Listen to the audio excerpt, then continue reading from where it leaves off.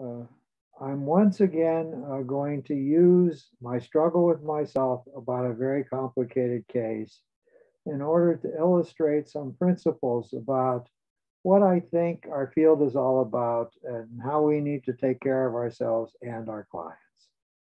I made some comments about the psychoanalytic concept of transference and of transference last time, saying how unsatisfied I was for how these words get bandied about in the current landscape. And I then moved on to begin an exploration of some of the features of the people I was going to be talking about. And as I got close to winding up last time, I realized I hadn't done an adequate job of establishing the conceptual foundation that I wanted to illustrate with the casework. So I'm going to return to the very beginning. What I'm actually talking about is what is very human. It may be a blessing or a curse, but human beings are sentient. We have the capacity for and engage in processing what I would call, and many other people would call, a stream of consciousness. We have awareness that goes on constantly. Even when we sleep, sometimes we're dreaming and we have awareness then. And our awareness is a patchwork of many, many, many things. We have an awareness of internal states.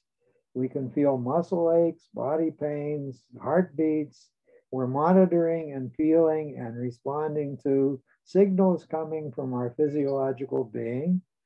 We have another internal world. It's the world of imagination. It's the world of images that are not necessarily connected to any physical reality. And we spend a lot of time thinking about those things, such matters as fantasies, hopes, regrets, memories, longings, plans, fears, joys, sorrows, and on and on and on. That is running in our stream of consciousness constantly. There is a third part of the stream of our consciousness. We are monitoring the environment too. We have sense perceptors that are taking in what the temperature is like around us. Our eyes take in visual images of what the space is that we're occupying. Our ears take in sounds. Our taste foods if we put anything in our mouth. And so we are monitoring our connection with the physical environment. At the same time, we're carrying on all that complexity of other matters. Everything I've described is both a problem and an asset. To be a creative therapist is to be open to that rich array of things playing through one's own stream of consciousness and to create conditions under which clients are willing increasingly to share more and more of those pieces of their being with the therapist and with other people to help make the stream of consciousness of the client transparent and accessible, just like one's own is to oneself. Now, there are problems, and that's what the analytic literature was calling for. Our perceptions of things are vastly influenced by two forces. One is the culture we're raised in. We are taught that certain thoughts, certain senses, certain smells, certain touches, certain many things are somehow taboo or forbidden or disgusting or evil, and others are to be esteemed and valued. So we tend to process and make judgments about our stream of consciousness, as well as to just let it run and observing it. In addition to what are the usual things that conscience has taught us and that we've absorbed through the teaching of the mass media, through our school classes, through the behavior of our peers, through whatever media we may have looked at. Some part of it has been transmitted to us idiosyncratically through the particular personalities of our parents too. So a slightly different spin that may have been put on it than the spin of the general consensus around us. And then finally, there are a variety of disruptions and difficulties we go through which jar or shatter or deform our capacity to see and to understand. There are degrees of trauma we're subjected to, and the imagery and our beliefs about what we're experiencing as the trauma happens also gets idiosyncrasized, if I could use a strange word. So, when we are receiving the universe and taking in our internal universe and paying attention to it, and taking in the universe that may be being stirred in us by interaction with another human being, a lot of it is being seen in a consensual way. What I mean by that is anybody else, any other observer standing next to us would be seeing, thinking about, and responding in a similar fashion to how we feel inclined because of our interaction with the other that we're interacting with. However, some of our reactions to the other is what is called transference. Transference is the deforming of the taking in of signals because of past life experiences that have tilted us in a certain direction to see the signals differently than they may be experienced by the great mass of the human race. I can use a case from my own life. I had a mother who had a bad postpartum depression. It was very miserable for me to be her child for the first several years of my existence. I constantly thought that I had done something terrible, that I was in error, that I should make amends somehow for having been born. And I was very troubled. And every time I saw her miserable, I felt a reproach was being directed at me. She may not have intended it, but I certainly felt it. And at times there were plenty of reproaches directed at me. That is a transference reaction I now have to any significant woman in my life. My poor wife, if she comes into a room and she looks glum, I am convinced immediately, without anything or saying anything, that I have done something wrong and that I need to make amends and I have to fix it. That is my default. That's what I go to, and it has nothing to do with anything whatsoever in the present that may be transpiring in her life or in the flow between the two of us. Fortunately, over the years, I've learned to override my, quote, natural reaction, unquote, and to ask. I will stop her and say, you look troubled about something. Am I the problem? Did I cause you any difficulty? Is there something I need to do? 95% of the time, has nothing to do with me whatsoever. She has some unresolved unpleasantness in her life that she can't quite figure out how to master yet. And I even may wind up suggesting things or interacting with her about that. Only 5% of the time is this some unspoken reproach she has towards me that she hasn't gotten around to saying yet. Nevertheless, that is my constant default. That is a classic example of transference. Now, one of my grievances with the psychoanalytic movement is the strange notion that the analyst had to be as blank as possible so that when feeling states and distortions on the part of the client towards who the analyst was and what the analyst was doing would rise into the patient's consciousness, it could be shown for what it was. It was deviant. It had nothing to do with the analyst himself or herself. It was a piece of transference. And great stress was made on transference analysis. And the theory was, unless you were very neutral and a blank screen, you would damage the capacity to do transference analysis and transference correction by muddying up the waters with your own behavior. And I never believed that. Things like don't put any personal pictures on your book in your bookshelf because it will suggest real things about you and take away the client's ability to build some transference reaction about their fantasy about how you live or whether you have or don't have children.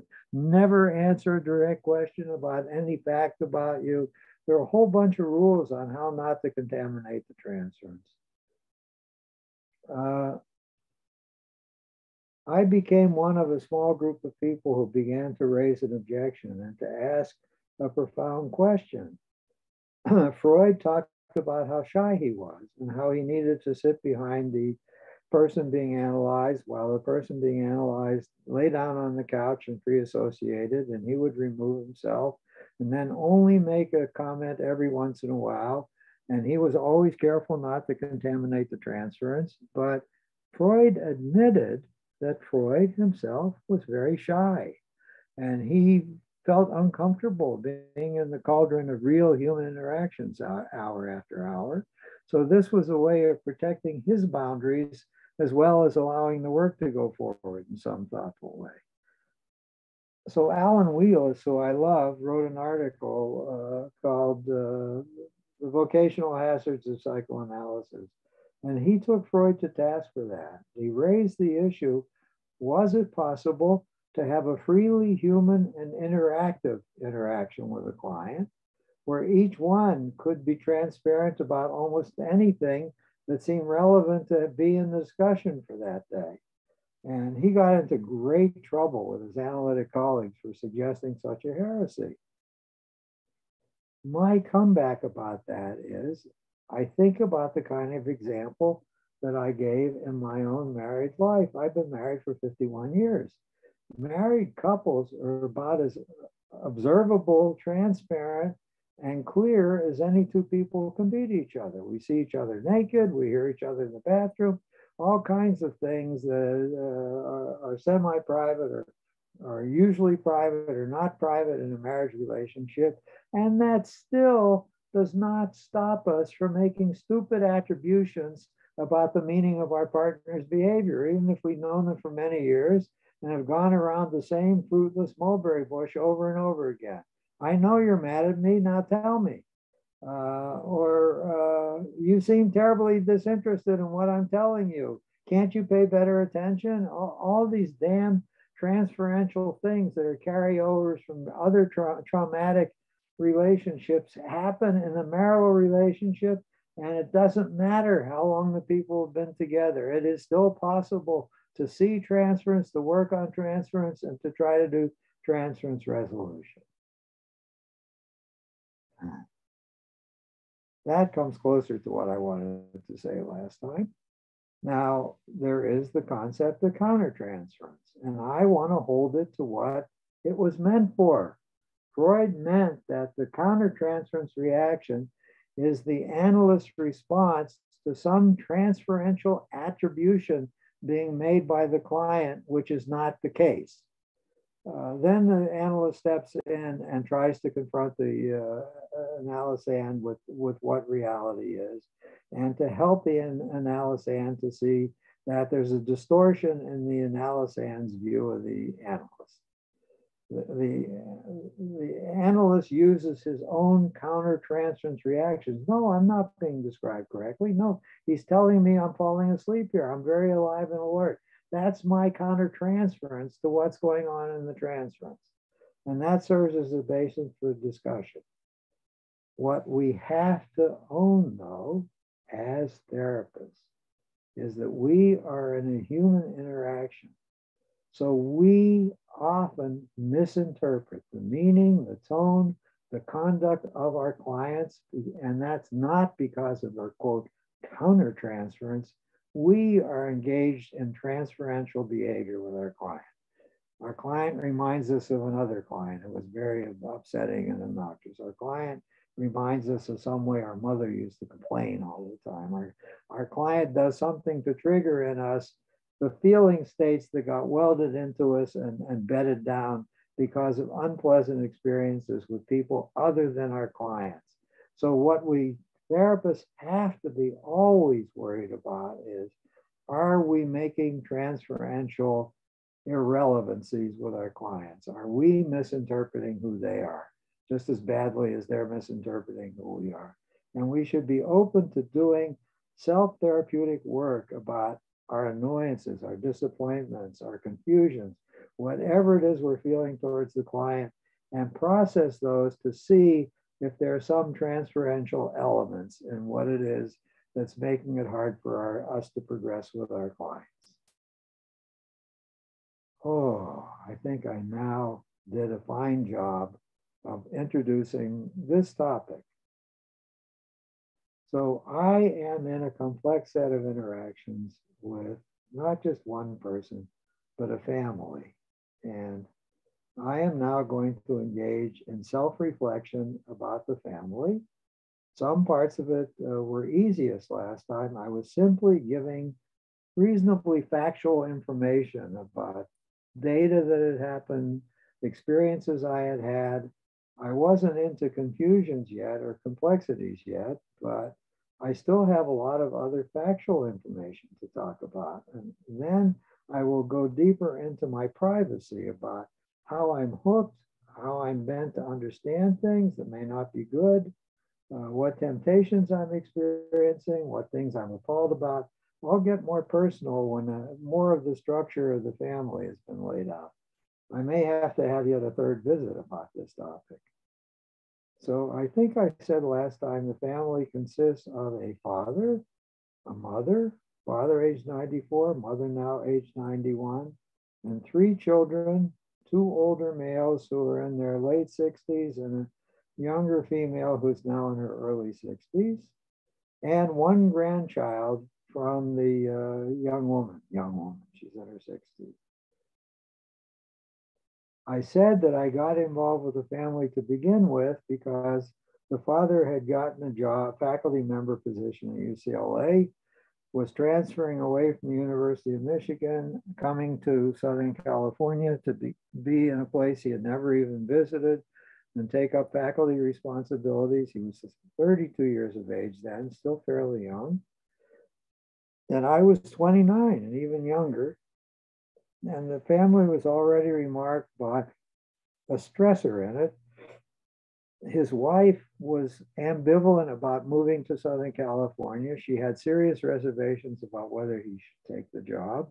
She had pressured him and told him she would be happier if he just stayed where he was and just climbed the ladder in the department at the University of Michigan. They had a nice life. They had no need for him to do even more lustrous things, and it was very selfish of him to want to pursue a career change and drag his children somewhere else and drag her somewhere else. But in the end, she made a bargain with him. The two older young men were in college at that point, and the daughter was finishing high school. And she got him to agree that he would go home and visit Ann Arbor several times during the school year. She would bring the girl and even the young men on when they were at break from college and visit him in Southern California so they could get a feel for life here. But she wanted to let the girl finish graduate school, finish high school before she made a move and took her out of her peer group and far away across the country to a new job, a new challenge, and a new university she would attend. And that bargain was made, but he was very upset that his wife pulled as hard at him as she had, sounded as doubting about the goodness of their marriage as they had. She heard all this as having doubts and stirred in him his transference feelings about being abandoned, which are all very real. I think I mentioned that his mother had died in childbirth, and he had had a very unfortunate beginning. His father could not keep him at home, but kept his sister at home and sent him off to live with grandparents who were very cold, austere people. And his beginning years were full of loneliness and feeling unwanted and feeling like a murderer for having killed his mother. So he was very prone to begin with to worry that anybody he got attached to was going to abandon him. So his wife's behavior on that occasion was very scary and upsetting for him. It was one of the topics we were talking about. But things calmed down. She did come at the end of the year. There were some adjustment problems, I remember, and I had some family therapy sessions and work with the couple to pull their lives back together. And after about 2 years since the time I met him, everything terminated. And I thought I was done and that these people would be out of my life for the rest of my life. Well, that's not the case at all. A year after I stopped seeing them, the young woman had taken some time off. She wasn't in a hurry to start university right after she graduated from high school. And she had gotten a job in a shop. I forgot what kind here. And then she thought she wanted to do some traveling. She wanted to see Europe and parts of Asia. And then she would apply to school and start the university. And that was okay with her parents. They were happy funding that. One of the places she went off to was Israel. And while she was in Israel, she had what was diagnosed there as a schizophrenic break. She was then 20, 21 years of age. And that is commonly the time when people who are going to detour into psychosis begin to detour into psychosis. And she was hallucinating and talking to voices, and they medicated her, and the parents were very upset, and they went home to fetch her. She went into the Neuropsychiatric Institute at UCLA for a period of time. When she returned, they medicated her some more. And then they released her with the understanding she would go on to therapy. So I started working with her. And part of what came up in the work we did, I can remember, was that she had internalized many family values. She had secretly been much more sexually active than she had ever told her parents. Starting in high school, she had enjoyed having recreational sex with young men.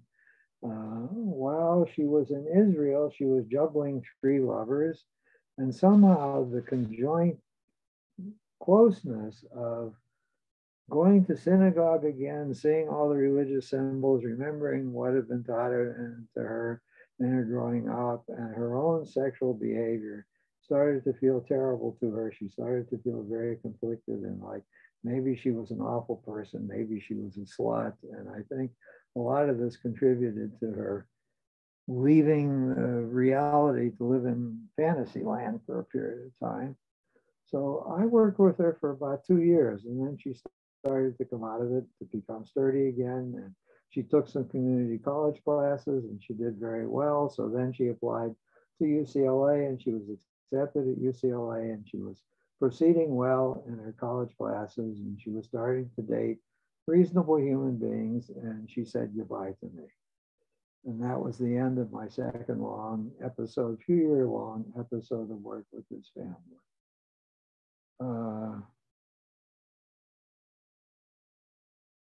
I don't have great memory for other episodes. There were times that it got heated in the marriage and the parents were bickering about something, some decision to be made. There was a constant, I don't know what to call it, a constant subtle of Oedipal drama, not Oedipal, she wasn't male. What's the female version of the Oedipal triangle? The Electra triangle, yes. The poor young woman was trapped in the Electra triangle, subtly. Her mother was a very, very picky and critical person. Her mother, I think, was still ambivalent about whether she wanted to be married to father. She resented being a traditional housewife, staying home and taking care of the household and watching over Amy, who was still living at home. I think one of the other young men was still living at home and going to the university locally too. And being everybody's handmaiden and everybody's caretaker, I think she was irritated. She probably wanted to do more with her life, but she was a prisoner of culture too. This was the 50s, and we hadn't yet arrived at the beginning of the power of the women's liberation movement in the United States. She was expected to be the handmaiden of her husband and the helper of her children. Those were her primary responsibilities. So she bore in, but she linked irritability all the time. And father was constantly afraid that when she was out of the house running errands, she was going to have an affair with somebody. His abandonment fears were rising again. He needed more reassurance from her. For instance, I can remember one of the things they bickered about was he said, I'd like a hug every morning when I wake up. That would be a nice way to start the day. Could you hug me and tell me that you love me? And that would be very reassuring to me. And her response was, "That's disgusting. You're so fucking needy. It's so wonder I don't want to have anything to do with you." That was the best they could do. So father increasingly over the years turned to daughter. He liked taking her out to lunch. He liked complaining about mom to her. They joined hands in thinking mom was a very critical bitch and mom was on the outside, and they were the close couple. I was shaking my head about that. That was not a good thing to work with. Uh, she finally finished her college career. Aside from intermittent moments of trying to settle disputes between the parents, which I managed to do, I had no regular ongoing care responsibility with them uh, until the daughter came to see me, and she said, you have a good sense of uh, possible careers. You know me, and I've always been interested in acting, but I don't think I can make a career in acting. I've tried. I've gone to small theater companies in my spare time. I tried to do acting at UCLA. None of it ever went anywhere. But I am creative in some ways, and I think there's something I would like to do. A friend of mine has a little house, and she and her husband are remodeling the kitchen. And I saw what they were doing, and I saw what cabinets they were buying, and I started making suggestions to them. And I think I would like to learn to be a kitchen designer. Do you think that that would be a possible career for me? So I suggested, yeah, why not try it? Well, she didn't have anything to lose. Could she find somebody who would hire her and apprentice her? So she wasn't going to make a lot of money in the beginning, and most of that is done on commission, but maybe she could start making plan drawings or be of help in other ways or go shop for materials or help some successful place and be added as a grunt in a more successful place and work her way up to the ladder into something more worthwhile. And so she did, and she started up the ladder, and she turned out to be a very trusted, very valued employee. This was during her 30s. I was helping her to make her career commitment, put her roots down, become effective at it, and she was dating a lot.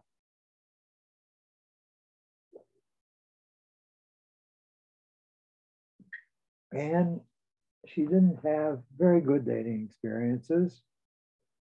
And as you might imagine, any man that she brought home to meet her family, mother was full of criticisms of and would tell her what was wrong with that particular person. And father would sulk that she had brought a man home because he felt the threat that he might lose the connection to his daughter. So when she was turning 40 finally, she said to me, I think I've got the answer to my own question. I've dated many men. I've had some affairs that have lasted for a few months. Nothing has panned out. I don't know what's wrong. I don't make the right chemistry. I'm either screwing it up or there isn't anybody out there. I'm going to just make peace and figure out I'm going to be single for the rest of my life. And I'm going to try and figure out how to make that as wonderful an experience as possible. I have very good women friends. I travel with them. We go to shows and do things together. I'm pleased to have them. I'm not lonely. I have plenty of social contact. I'm beginning to make a lot of money now, and I'm thinking I'm going to get my own house, and remodeling my own house will be my next project, and that will take me up, and that will be my set of goals for the decade to come. She said, can I call you if I need you during this period? I said, of course. And off she went. And again, I had no continuing connection with anybody. When she was 41, she came back and she said, I think I'm insane. I said, what do you mean you think you're insane? Well, I had a man that I enjoyed having sex with. He was nobody I'd ever want to make a life with, but he was a good sexual partner. And at my age, I'm pregnant. And it seems to be a healthy pregnancy. And I thought, maybe I should just carry this baby to term. Maybe it's a message from the universe. And I never thought I would wind up as a single mother, but maybe that should be my destiny. I should become a single mother. And I said, I have help. My parents are now retired. Oh, I didn't mention what happened to the mother. Oh, I'll get to the mother. My parents are now retired. They have free time. I talked to them about my dilemma, and they said they don't have any stigma attached to this. The man that is the father of the child, he's very capable. He's an aerospace engineer with a wonderful career, and he's got plenty of IQ points.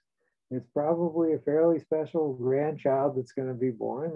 They would be happy to help in whatever way possible. They will start a college fund for the kid, and they'll do practical babysitting. It's been a while since they had infants around, and they would be happy to help out. So should I proceed? And I sat with her, and she made the decision to proceed.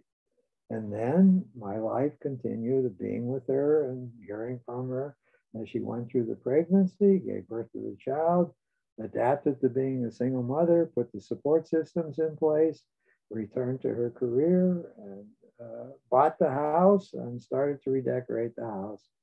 And I said goodbye to her again. I'm not done with her as my special client. I'll get to the mother because I've been the mother's special client on some occasions too. I saw the daughter again when the boy was about 8 years old. She brought him with her. He was adorable. He was absolutely a delightful child, very well behaved, exceptionally intelligent, and just a delight. She had a wonderful kid. And she said, well, something else has happened that I never anticipated. I said, what's that? Well, FaceTime is out there now. It didn't used to exist. Well, somebody I went to high school with found me on FaceTime and got in touch with me. He was somebody I used to date in high school, and we had daydreams one day we would marry each other. So he's FaceTiming me. He's asking me if I'm married. Am I available? Would I be interested in spending time with him? He lives in the Bay Area and I'm down here. He said he's recently divorced and has 2 children. And he wants to hear what my status is and whether I'm interested in meeting him. And she said, should I take a chance? I said, what kind of chance? That doesn't sound like any kind of big chance. He's not Jack the Ripper, I'm pretty sure. Not going to murder you if you start talking to him on the phone or talking to him over FaceTime. And if you physically meet him, you don't have to go that far. You can meet him halfway in Fresno. You can each drive halfway, or you can fly up to the Bay Area and stay in a hotel while you meet him, or he can come down here, whatever. And she told me he's a lawyer. He's a wills and trust lawyer. That's what he does for a living. I said, okay, that's really an honorable profession. He's obviously intelligent if he got through law school and built a law practice. I think this is a fairly low risk, high gain operation. Go meet him. So she started to meet him. And the thing she loved about him was he had a jazz band when they were in high school, and he still loved jazz, and he still volunteered and went off and performed at some collective that allowed people to just sit in on jazz renderings. And that seemed delightful to her. She heard him perform again. And they started to get serious with each other very, very quickly. And they were talking about where they were to live. And it turned out one of his 2 daughters, the older one, seemed to be having a lot of emotional trouble. She was cutting herself. She was depressed. She was 14 and suicidal. And she was caught in the crossfire. He and his daughter's present mother, his former wife, had a very poisonous divorce and were on each other all the time, bickering and pulling at the kids and being irresponsible and just terrible. And that poor young woman was in the crossfire. And he said he thought one of the solutions would be to stop the war and even to surrender in some way. He would move to Southern California and be the distant visiting father who saw the children much less, and he would permit them to go into emotional orbit around her and take the consequences. And she was very touched about that. And he said, will you be nice to my girls if I get them on some occasion? And she said, of course. So he said, let me try what it's like living in Southern California. I can do a lot of my work distantly. A lot of it is transactional work, drawing up documents, but I want to see if I can affiliate with a wills and trust law firm down here, so it'll make the move easier and guarantee my income better. So she came and moved in with him. Her son was a little bit standoffish. He thought the guy was full of himself in some way, very self-preoccupied and not very accessible to the young man, often would act sulky, like the young man was getting attention he wanted for himself. So the child was a good diagnostician of some of the potential difficulty that was being carried by the proposed husband. Went better when her girls came down, when his girls came down. They liked their potential stepmother very much. She was very kind to them, very doting on them. Something else that happened I haven't described yet. During the 8 years of the birth of her child, my client had taken some child rearing classes in departments of psychology to learn more about how to be a good mother.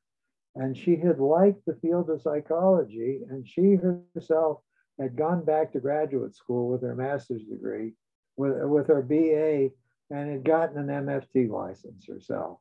So she now was not only a kitchen designer, but she had an MFT license, and she always carried a few private clients while she was doing kitchen design work. And I thought she was admirable. I thought she was very effective, a truly heroic human being, taking on all these challenges and somehow mastering them. She was a person of great talent.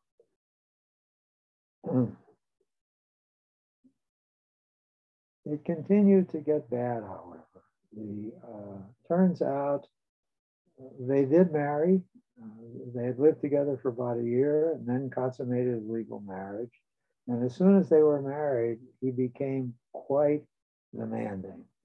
He insisted that she would do as he pleased, that she was put on earth to make sure he had what he needed. And he started to issue orders to her.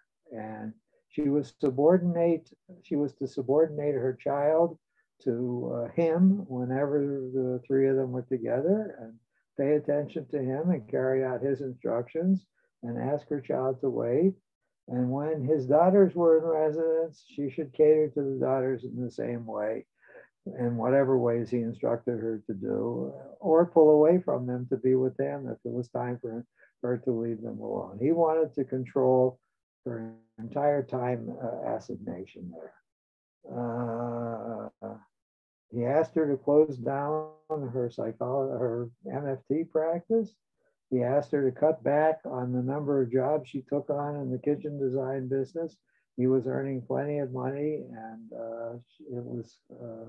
she didn't need to work as much. Her job was to be a ordinary, regular homemaker and mother. That was her purpose in life, and to please him. She also discovered that he had a tremendous pot problem and alcohol problem that she didn't know about. And as a matter of fact, 2 days after they married, he went up an embankment and rolled down again and got arrested for DUI. And it cost him thousands and thousands of dollars to prosecute the DUI case. He did not prevail.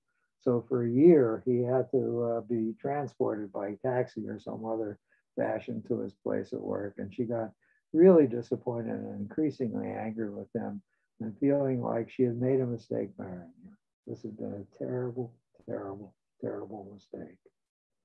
In the meantime, her older stepdaughter was continuing to deteriorate up north. And it became necessary to hospitalize her. So with her MFT credentials, she did research about inpatient treatment facilities for the young woman. She negotiated the contracts with the place that she picked. She flew up to get the girl relocated into the place that had been picked. She showed up for family days with the girl. She really bonded very intensely with the young woman and tried to help her heal and to try and counteract what the parents had poured into her over the years of her life, that she was not a worthless piece of shit, that had caused nothing but trouble, that she was a precious and worthwhile human being. I was very admiring of my young client. She wasn't so young then. She was well in her 40s. I was admiring the goodness of her heart and her willingness to do good things in the world.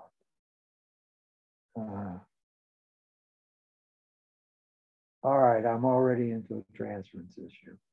You can see how much I was taken with her. I found her thoroughly admirable. I may have been blind to many obnoxious and terrible things about her that I was not paying any attention to. She was living out some values that I have put in place defensively for myself. Here is my transference to her. I'm going to quote Michelle Obama. When the others go low, we go high. That's been kind of a mantra for me too. I am insistent on, I don't care what kind of ugliness I'm surrounded by, I'm going to try and make something lovely out of this. And I'm going to be the person who acts kindly and responsibly. And she was certainly doing that in spades with her damaged husband and with the children who were looking to her, and even with the woman who was the mother of the child who had been damaged. So I don't want to take up all my time on this. I will just fast forward. I continued to keep her company for some period of time. She did succeed in separating from the husband, but she remains in residual contact. The final document of judgment has been issued, but never picked up from the court. The two of them are waiting to go on Medicare, and they don't want to do without his employee coverage in order to do that. So she's still subject to being mouthed by him, by temper tantrums by him, because he reminds her they're not quite fully legally married, divorced yet. And I've been telling her, you have enough money to pay for health insurance until Medicare kicks in. You do not have to put up with him, but she's unwilling to do that. She's frightened of being without insurance. Another amazing thing she did during this period of time was her kitchen business started to pick up, and she started to do some kitchens in Hilton hotels. They had rental units as well as standard hotel units, and they liked her work. So she wound up with huge contracts that made her millions of dollars, literally. She was designing all the interiors of all the public rooms in the Hilton hotels and designing all the bathrooms and figuring out what pictures should go in there and what plumbing should go in there. She had mega contracts from Hilton, and she was the middleman. She would drop the plans would be approved, and then she would subcontract to contractors wherever the hotel was, Maui, wherever, would do the work. And she would get big discounts from Chinese vendors and from other kinds of vendors because she was bringing a massive number of orders. So she managed to put away about $4 million from the time her boy was 8 until he was about 13. In a 5-year period, there was a huge hotel building boom that was going on in the nation, close to the turn of the last century. And she started her own company. She left the company she had been with and had her own assistants who were helping her. Thoroughly admirable person. Then the next turn, which her boy resented, he was now heading towards adolescence. The oldest child who was finally released from the place she had been living. She had turned 18 and she went home to live with mom. And she was 18 now and wasn't subject to anybody's jurisdiction, and pleaded with my client, could she leave the Bay Area and come and live with my client? Would my client be like a surrogate parent to her? And my client agreed.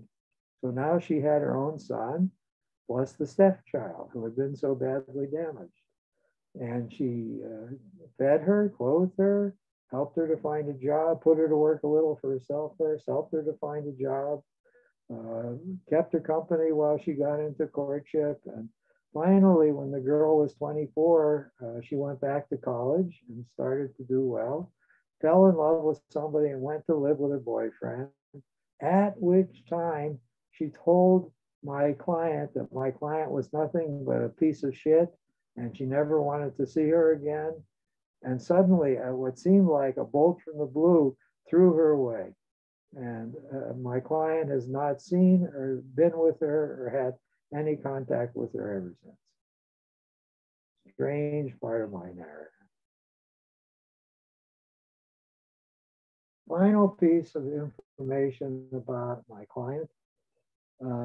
She made real estate investments of various kinds and stock market investments, and she lost a good deal of the millions of dollars she had as the market went sour and as things got tighter. She was there in the real estate crash. I forgot what year it was, 2008, I think it was, that the real estate market fell apart. She was badly clobbered. So she still has maybe $1.5 million in holdings. She still owns a condominium, and she is renting for herself a very nice, comfortable single-family dwelling. But she's hardly wealthy anymore. So she arrives now, as she moves into her middle and late 60s, frightened. She's frightened that she's not going to have enough money for her old age. And the one thing that's comforted her is maybe her parents will be leaving her some inheritance because they're fairly well to do. And therefore, when they die, she will not have to be frightened. And the last thing I will say about that is she had my jaw dropping just 2.5 years ago. Her father had been an official in the Socialist Labor Party. He was an ardent Bernie Sanders supporter during that election year. And she had campaigned for Bernie, had been in love with Bernie, and thought Bernie was the hope of the future of the culture. Well, Bernie got nowhere. Trump got elected president. The pandemic came, and I was so startled. This young woman, who was part of the Socialist Labor Party, rabid liberal, is now an anti-vaxxer and an anti-masker, and is vivid, rigid about it and stormy about it. And she lost all of her female friends. They can't put up with her arrogance and her cruelty about this topic. Her family's been full of dismay, and there have been fights about what are the precautions to take if the family gets together. And I do not know how she's wound up like this.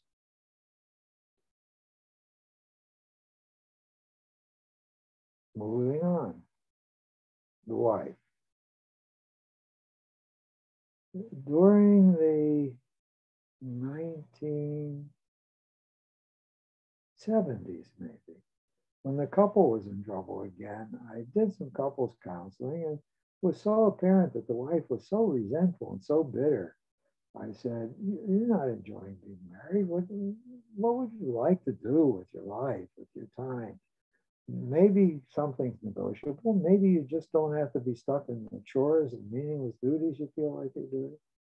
She said, well, I'd like to oil paint. I said, well, you have discretionary time. Please go study oil painting. Anything else?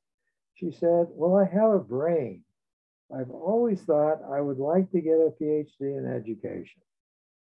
And I said, so what's stopping you? I said to her husband, would you throw a fit if she wanted to go back to university and go to the ed school and try and get a PhD in EDD in education? I said, no, I would cheer her on.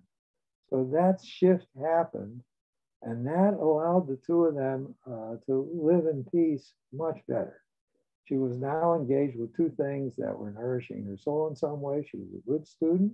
She completed the program, wrote her dissertation, did get her degree, and I didn't see them nearly as much. Mainly, I would see either them, one or the other, for a brief contact. They would get frightened of abandonment again. She was once frightened that he was unnecessarily involved with a young graduate student of his, and he wasn't having an affair. He was enjoying being a kind of surrogate sugar daddy love object that she adored, and there was no sexuality going on between the two of them at all. And she had a colleague in the ed school that she liked going out to dinner with and having conversations about educational theory and so on. And he got frightened that she was going to prefer the colleague and get rid of him, but that was only a sour daydream on his part. So I didn't have to do a lot of couples work with her. Things only started to get bad again because after she got her degree, and this helps deform me in my fucking transference. Uh, she was looking for a place to use her degree, and she decided that designing curriculum was what she had written her dissertation on, how to design curriculum, the particular needs of the students in the program that needs a curriculum. And so she thought she would shop around the private schools in the city of Los Angeles, of which there are literally hundreds, to see if anybody had problems with their curriculum, were thinking about overhauling their curriculum, and would like to hire a curriculum consultant for a period of a year or two while she could do studies of what they were doing, make suggestions about how this would change, get input from the faculty, and then work through what the new curriculum would be like, and then implement the new curriculum. Probably a 3 to 5 year challenge to carry on that consultation with a private school. Wonder of wonder, she found a private school who was interested in interviewing her. And terrible of terribleness, my wife was a mental health consultant at that private school, small world department. And the two of them had happened to see each other because my wife had been on the stairway when they were leaving one day, and I had been asked, was that my wife? And I had said yes the next time they had come back. So the woman recognized my wife is now working there, and she walked up and reminded her that she had been a client of mine, and they had met on the stairway of my building, and it was nice to see her, and she was there interviewing for a job. And if my wife could put in a nice remark for her, she would really appreciate it, although they didn't know the quality of each other's work very much at all. So my wife decided, for whatever stupid reasons, to do that. And she put in a good word for the candidate, and the candidate was hired. So now my wife and she were both working at the same private school. And my wife watched what she was doing and kept coming home and said, well, I hope she knows what she's doing, but she's doing nothing. She's mainly asking the faculty for suggestions. What is it that they like teaching and don't like teaching, and what would they like to see in their curriculum? Maybe that's good. Maybe she's doing some kind of empirical research with the existing faculty as a start, but she seems lazy. She seems on her little laptop when you see her all the time. She doesn't seem to be doing much of anything. She comes to staff meetings, and I don't hear her making any suggestions about the problems we're struggling with as a staff. So she was not overly enamored with the wife of my client, or the client of my client. She was sometimes my client. About 6 months into the client being at the private school, they were having a staff meeting, and they were staffing a difficult child, a child who was difficult in the classroom. And that's exactly what my wife had been hired for, because she had been a school teacher before she was an MFT and had worked extensively with troublesome children. So they were brainstorming classroom interventions, how to talk to the child, where to seat the child, how to respond to disruptive things the child was doing. And when they finished, the head of school said, this may be a difficult case. I know that family and I know that child. it's good things you're suggesting. Maybe that'll take care of the problem, but I think the child may be sent, need to be sent for some child therapy. And turned to my wife and said, would you see the child if we decide that a referral off campus to a private therapist is in order? My wife said, yeah, I'd be happy to see the child. I enjoyed spending some time with the child, getting to know the child. And the next day, the wife of my client, or my client extended, went to see the head of school and said, something terrible is happening here. And the head of school, what's terrible is happening here? You want to send a client to Dr. Kovacs's wife? Yeah, I do. She's a very good child therapist, and I think the fit would be good.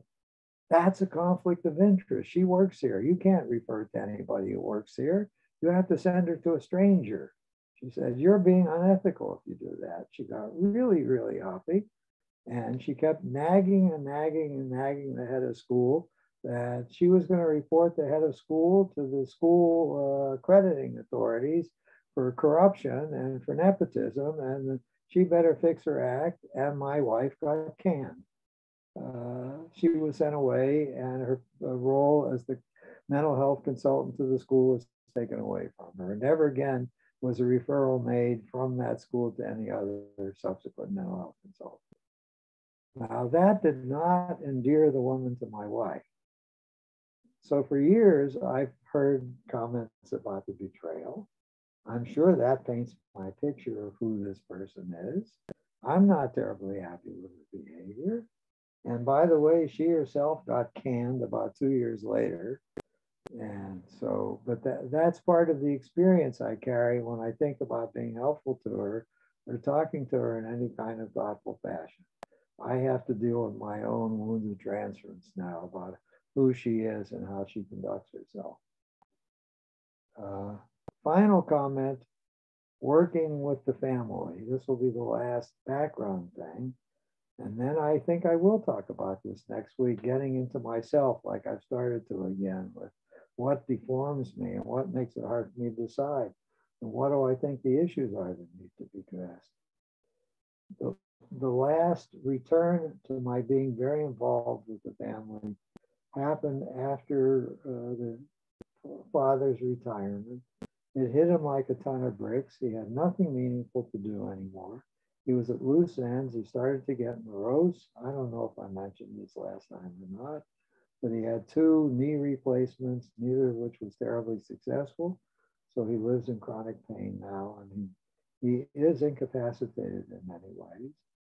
And she was retired too, partly through being fired. And because of his increasing need to take naps, his range of motion shrinking, his pain level going up, there were fewer and fewer practical things he could do to be helpful in managing their establishment. So more and more things got shifted off the plate of shared responsibility or off of his plate onto her plate alone. And she is quite capable of being very bitter if she doesn't like her life. And she started to express how overwhelmed she felt, how he was leaving her, and he was leaving her in the lurch. And there was more and more that she had to do because of his limitations. And she didn't know how she was going to survive. And I worked with them to do 2 things. One was to get a case manager in to help her with an array of referrals of all kinds of possible helpers, maids, cooks, caretakers, chauffeurs, people who could do practical things, bill payers, anything that would take things off her plate. They had adequate money to hire an array of helpers, and I wanted her to lighten her load. I could smell disaster happening if I didn't. Along with this, the children became increasingly intrusive and obnoxious, where before they mainly avoided the parents as much as possible, now fears started. They were afraid that the parents were going to become incapacitated and the burden would fall on one or another of the 3 of them to have to step in and start doing significant things. So they started to nag the parents. Where is the paperwork? Who has powers of attorney? Who's going to look after you? You should start looking for a skilled nursing facility so you have one ready that you want to go to if you can't take care of yourself. And the parents got enraged and very angry that they were being meddled with and told what to do. And where the hell do their children get the comeuppance to start giving advice to them about what to prepare for and how to conduct themselves? And it became very tense. They did agree to hire a wills and trust attorney, and they would work with the wills and trust attorney who was an expert on structuring things for times later on. And they promised they would run by what was being suggested by the wills and trust attorney, and the children, they would be transparent in what was being planned, and the children could comment. So now there was the cacophony of the arguing. The wills and trust attorney said, I think we need to take care of this in this way. Here's the wording I think I want to put in the document. They would send your wording to the kids, and at least one of the kids would object strenuously. That's not the way this should be done. And then the other kids would say, you're full of shit. They should listen to the attorney. Or they would have something yet different to say too. And it was a constant stew of craziness. So I got asked, could I be a mediator? Could they start working their way through the decisions that had to be made? And I would help them arrive at a consensus or help them see that they were going to have to make a decision themselves, even if it was an unpopular one. Was I willing to step in and do that? I said, yeah, I'll be happy to try it once or twice. I don't know if I can do the whole complexity of this to a long conclusion. This may take sessions and sessions. I don't know if there can be some breakthrough and people will start trusting each other so the work could go quickly and smoothly, but let me try once and see what happens. So I had a Zoom session with all three children, and the one topic, we were going to limit ourselves to see if we could follow one topic, is a trust was going to be set up. And one of the first items is somebody has to be appointed the trustee to manage the trust. And the parents had thought that they wanted their younger son to do the managing. They had come up with this as a possible solution 6 months ago, and had asked him if he would start a back and forth with the lawyer to see about what was all involved in his being the trustee and in charge of the trust. Did it seem to fit? They picked him because he was the pickiest person. They knew he would be very, very thorough. As a matter of fact, he got diagnosed with OCD when he was a teenager. So they knew nothing would slip between the cracks if they named him. And he proceeded to drive the attorney crazy. He had small changes in wording of this sentence or that sentence. He did some legal research online, and he asked the attorney if the attorney knew of the case of so-and-so versus such and such, and that would bear on what the attorney was trying to put into writing, and back and forth. And the attorney was ready to quit because of the constant back and forth with the middle son. And that was the first item of business. They had thought about it. They had talked to me about it. And they thought, if this was so oppressive, so difficult, and so misery-making for the oldest son, maybe they would move on and ask the middle son, ask the older son to be the trustee. He's much more carefree about it. He would be happy to take the counsel of the attorney. They'll try and trust the attorney. He'd probably, whenever there was a decision, he would probably turn to the attorney and say, what do you think about this one? And do whatever the attorney says. And that was what they were going to propose. They were going to remove Josh as the name of the middle child, my made-up name for him. And they were going to propose that Dan be appointed to that position. And could we get consensus together that this is what we will notify the attorney of? Well, much of their surprise, everything blew up. Amy started screaming, Dan hates me. If you put him in charge, he's going to waste all the money. The only way I feel safe growing older is hoping that you're going to leave me an inheritance. And if he's in charge of the trust, he can start changing the items of the trust around as the trustee, and I'm going to get nothing. And the middle child, who had been being considered, said, I'm leaving. This pain is the final straw. You always loved my older brother more than you love me. Now you don't trust me to finish the work with the attorney. I know I can do it. You're telling me I'm a piece of shit and you love him better, and you're firing me, and that's intolerable. I'm gone. I'm never going to talk to you again, and I'm going to give you none of my wisdom about what you should do in your old age. You can just go to hell and die as far as I'm concerned.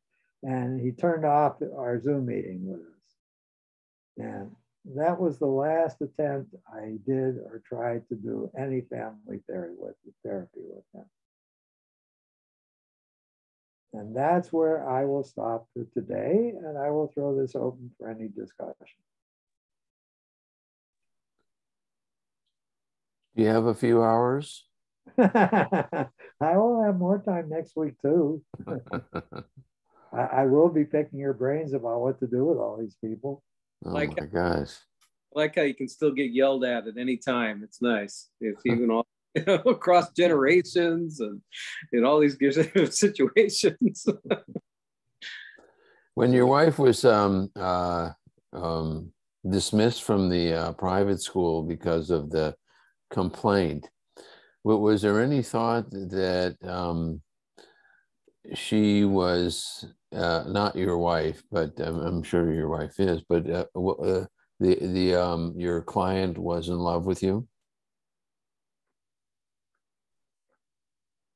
No. No? Thank you for that one. Huh? Thank you for that one. You mean the woman client? Yes. That in some ways. I never even considered that. She's so unappealing to me. I never even considered that there might be a secret other side of that coin. That you, in some ways, you were always there for her. You were kindly. You were positive. You were encouraging.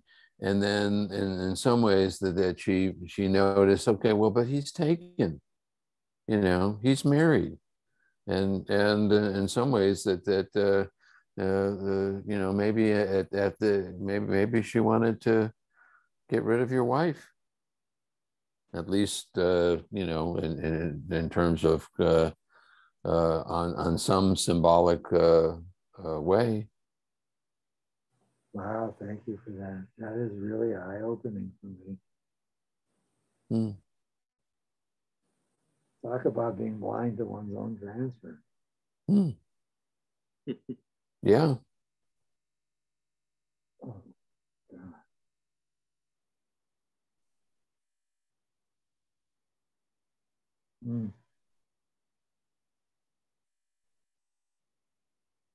I do remember now, memory comes of one interchange with her, the two of them, the couple, when they were much younger, where she actually said to her husband, I could have married so-and-so, and I regretted it ever since that I did. So she had a secret love of some kind with somebody that she regrets not having consummated.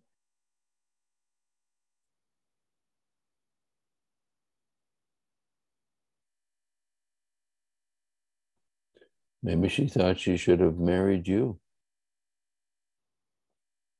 Or at least somebody like him, sure. Yeah, of course, yeah. I can ask her, if Jack dies, would you be willing to marry me?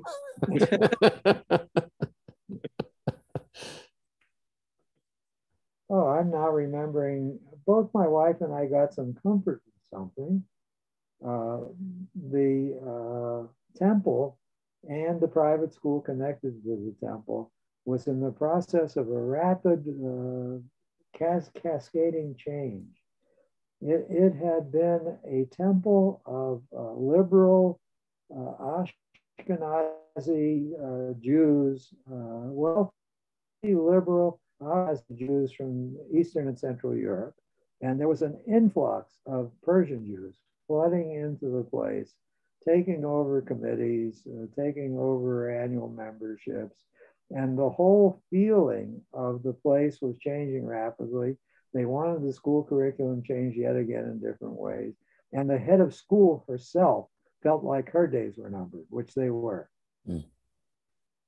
She was an Israeli. She was in the leadership of the Zionist movement and that whole thing connecting Eastern and Central Europe with Israel. And she was going to be done in favor of somebody from Iran or from North Africa who would come and take over the running of the school and took over the rabbinates and the pulpits.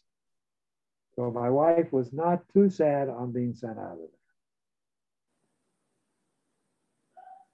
Nobody likes being fired. Mm. I've been fired a few times. I didn't mind. Okay. being fired from a place you're not enjoying very much is always easier than being fired from a place you desire desperately to remain. She started not to like the families and the kids she had to work with. Mm. So it was okay to leave. She even took the whole thing as a message from the universe that she had preliminary thoughts of leaving, that her thoughts of leaving was the future, and it's okay if she got fired. That buffered her and might hurt on her behalf.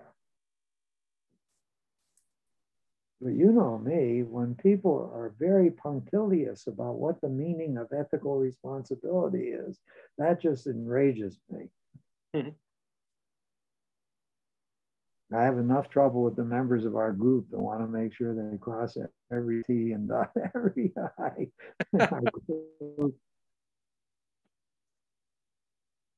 Any other comments? No. Aaron, anything on your mind more?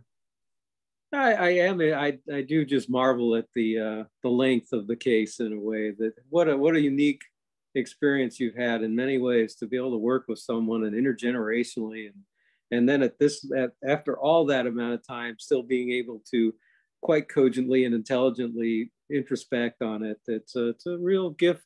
It's a real special thing. Oh, thank you for the compliment.